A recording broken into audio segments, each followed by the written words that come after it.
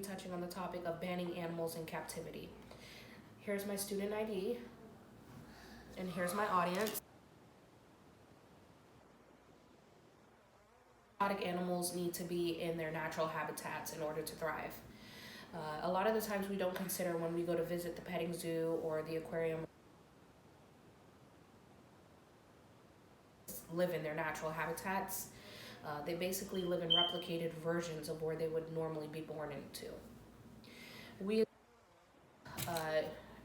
have been catching and holding animals in captivity throughout the world for many, many years. Monkeys, bears, lions, and even sea animals such as whales and dolphins are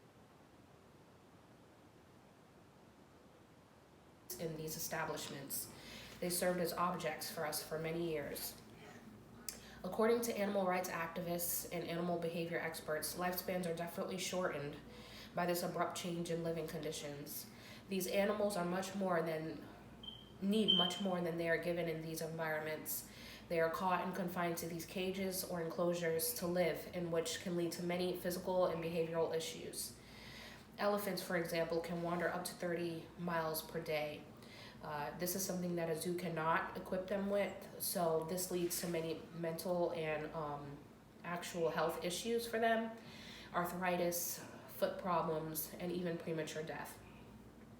What you see in the zoo is just completely unnatural, according to Mark Beckoff, an animal behaviorist at the University of Colorado. These animals become too behaviorally confined to the zoo. It's important to let them be what they would normally be out in the wild. The Animal Behavior Research Group from the University of Oxford found that naturally wide-range show to be have the most evidence of stress and psychological issues in captivity. Laws and regulations get a lot more strict throughout the years. Animals being killed for no particular reason, and especially with easy access to social media, why does it seem that these animals are being hunted and captured throughout the world and nobody blinks an eye? We cringe over seeing animals that could possibly be pets, such as cats or dogs, but when it comes to wild or exotic animals, we can't wait to confine them and get a picture to show them off. These animals are taken from their families and social groups that they need in order to survive. Many animals get smuggled into areas where they are not indigenous for solely monetary purposes. Us humans have completely wiped out entire species in the last 100 years. Yet we continue to capture and hold these animals hostage in these environments where they do not belong. Land animals are definite victims, but this doesn't exclude marine life as well. Establishments such as SeaWorld gain these animals and take them out of their vast ocean homes to just throw them in tiny pools or tanks where they can no longer communicate with their families and other wildlife, leading to depression and ultimately premature death as well.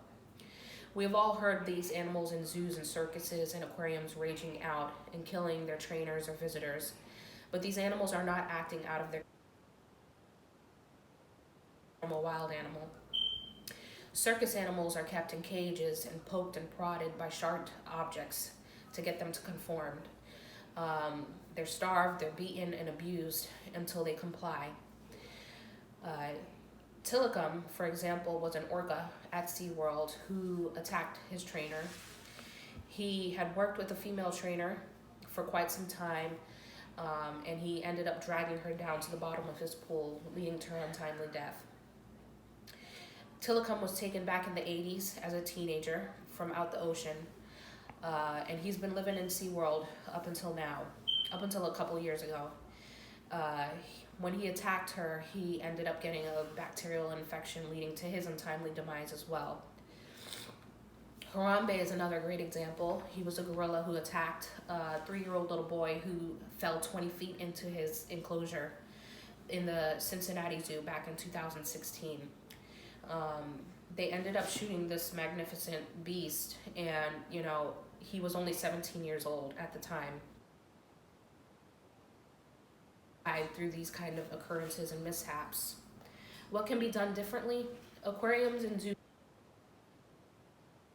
As more is done to bring awareness to the captivity and isolation of these animals, many zoos have declined to change their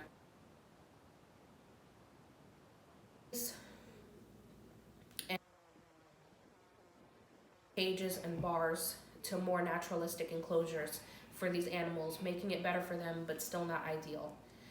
Aquariums began building bigger and deeper pools for these large marine animals, but still couldn't compare to the vast ocean. These animals end up catching some sort of disease or sickness and die off much sooner than they would naturally. Marine animals communicate for miles and miles with each other, and by taking them and completely out of their homes, they become isolated. One of the biggest circuses of all time, Ringling Barnum and Bailey, shut their doors just a few years ago. Once light was shed on the animal abuse and neglect that a lot of their animals were getting. These animals were forced to do acts such as jump through hoops, stand on their hind legs, balance on bars and balls, and they would be punished if they didn't. If animals could not perform up to par, they would be killed off to make room for another animal.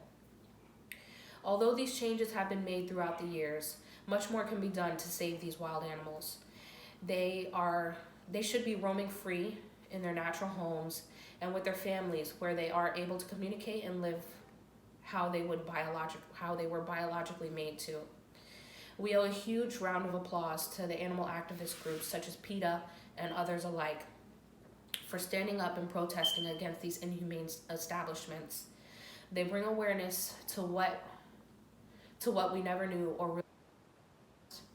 Bringing up these injustices to the light are the changes that we must have so that things can be different in the future. So now, the next time that you visit an aquarium or a zoo, think about what you are supporting and how these animals will never live in the